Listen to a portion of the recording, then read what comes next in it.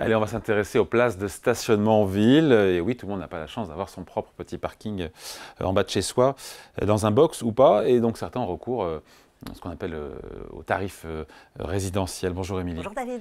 Bon, ce tarif, a priori, il est le même pour tout le monde, sauf que c'est peut-être en train de changer avec ce qu'on appelle...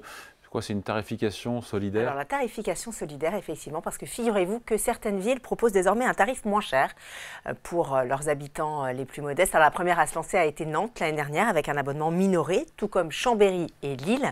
Et puis Rennes, c'est tout frais, qui vient d'adopter depuis le 1er décembre cette fameuse tarification préférentielle. Bon, c'est pas un peu quand même une usine à gaz, c'est pas plus simple une tarification unique, voilà, pareil pour tout le monde. Pourquoi se lancer comme ça, ce qui ressemble peut-être à un casse-tête pour les municipalités? C'est vrai, mais cette tarification n'arrive pas par hasard. Il faut savoir qu'elle intervient dans des villes qui petit à petit élargissent plutôt leur périmètre de stationnement payant. C'est le cas par exemple à Nantes, qui en quelques années a doublé le nombre de places payantes, idem à Rennes, avec 1200 nouvelles places payantes en 2022, 900 en 2023 et 700 cette année. Des places qui d'ailleurs sont devenues payantes souvent à la demande des habitants du quartier, qui en avaient marre de ne plus trouver de place dans leur rue, des places qui justement étaient squattées par des visiteurs qui étaient évidemment ravis de trouver des stationnements gratuits pour la journée, d'ailleurs souvent à proximité de lieux stratégiques comme des gares ou des stations de métro.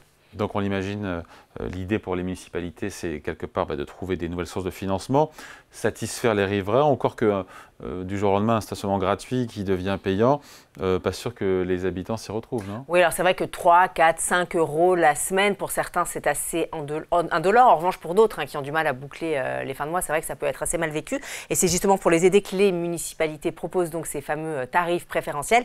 Des tarifs qui, attention d'ailleurs, ne sont valables que dans les zones vertes, c'est-à-dire hors centre-ville et dans finalement les zones les moins chères des villes, pour éviter évidemment de voir les centres-villes en zone rouge, ceux-ci envahis de voitures garées toute la semaine. Bon, et de combien, Émilie, est cette réduction? C'est ça la question. C'est vraiment intéressant. Puis tiens, qui a droit d'ailleurs?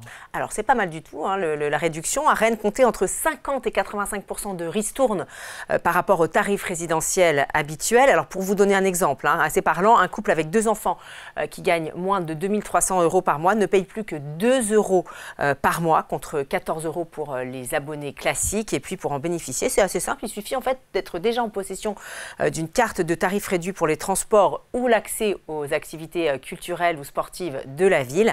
Et pour les autres qui n'ont pas cette carte, il suffit tout simplement d'aller faire la demande auprès du Centre communal d'action sociale avec évidemment un justificatif de ressources et sa pièce d'identité. Bon, et à Nantes, qui d'ailleurs est la première ville à s'être relancée, c'est le même principe? Alors, c'est le même principe, sauf que la municipalité là, se base sur le quotient familial de ses administrés, donc pour donner ce fameux tarif préférentiel, ce qui correspond grosso modo à 25% des 20 000 abonnés au stationnement résidentiel de la ville.